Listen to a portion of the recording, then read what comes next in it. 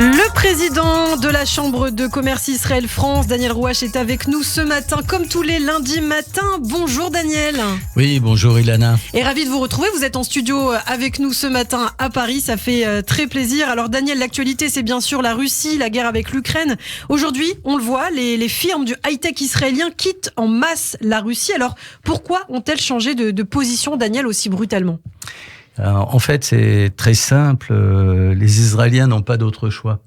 On se rend compte que même si la Russie et Israël, sur le plan technologique, ont des relations très solides, beaucoup d'ingénieurs d'origine russe qui sont installés en Israël ont établi leur laboratoire tout simplement en Russie avec des conditions de coopération exceptionnelles.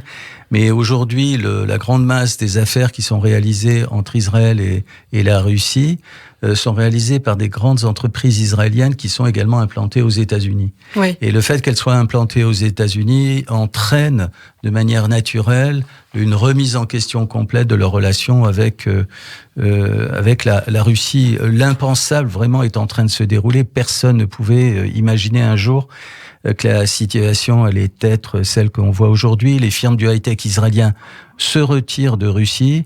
Que faire des investissements dans le high-tech israélien des oligarques russes? Beaucoup de gens ne le savent absolument pas. Souvent, on voit les grands bateaux et les propriétés de Roman Abramovich. On oublie que Roman Abramovich connaît très très bien le high-tech israélien. Il a investi dans plusieurs sociétés. Par exemple, une société qui est très peu connue, elle s'appelle Acoustic Eye.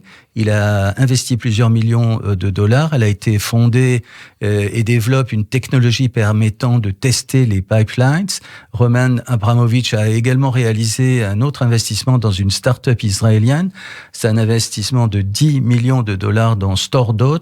En Israël, on connaît très très bien cette société. Roman Abramovich a le passeport israélien, mais jusqu'à présent, il est assez tranquille en Israël. Mais concrètement, ça va chauffer pour lui dans quelques semaines puisqu'il a investi dans une bonne dizaine de sociétés high-tech en Israël. On peut plus cacher ce qui s'est passé puisque lorsqu'il a investi, tout le monde était au courant des gros investissements d'Abramovich. Aujourd'hui, on évite de trop en parler, mais les choses vont évoluer également pour les milliardaires russes qui se cachent actuellement à Herzliya. Grosse villa, on les voit plus, les voitures ont disparu, on les voit plus dans les grands hôtels israéliens. Il y a également des activités des Israéliens en Russie qui ont diminué de manière draconienne. Par exemple, Playtika, Pioneer, Tipalti, c'est une liste qui s'allonge pratiquement tous les jours. Et le secteur technologique israélien est en train d'abandonner également des opérations commerciales en Russie. La Russie qui en fait n'est pas détestée à ce point-là par les Israéliens, c'est une réalité.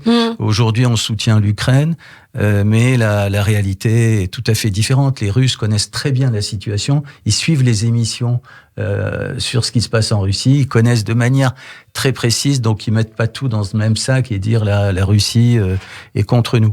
Alors il y a des sociétés qui sont très très importantes dans le contexte israélien. C'est Stratasys, qui est un fabricant américano-israélien d'imprimantes 3D, très connu, très célèbre, qui se retire également de Russie. VIX, qui est cette plateforme en ligne, qui est connue dans le monde entier à présent, dont le siège est à Tel Aviv, se retire également de Russie. On a Fiverr qui a quitté également la Russie. C'est la société qui est le porte-drapeau des anti-russes en Israël. Cette firme a été fondée par Micha Kaufman et Shai Winiger. Et aujourd'hui, c'est une société qui déclare de manière opérationnelle, de manière réelle, ce que font les Russes en Ukraine est catastrophique et nous devons agir. Donc, il y a un effet d'entraînement. Alors, si on résume ce qui est en train de se produire, au départ, les Israéliens n'ont pas respecté les sanctions contre la Russie et les oligarques. Les choses évoluent.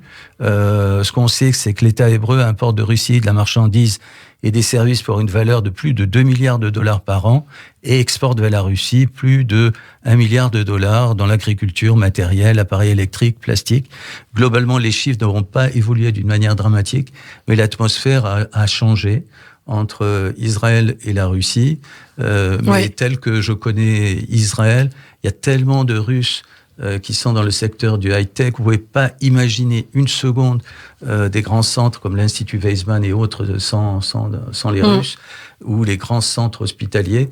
Les relations quand même vont continuer, peut-être en douceur, et vraiment sous un rayon vous voyez, qui va cacher un petit peu cette...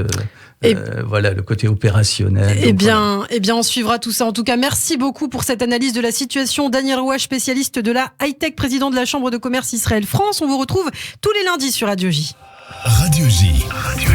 Vous écoutez le 6-9, Ilana fait radio.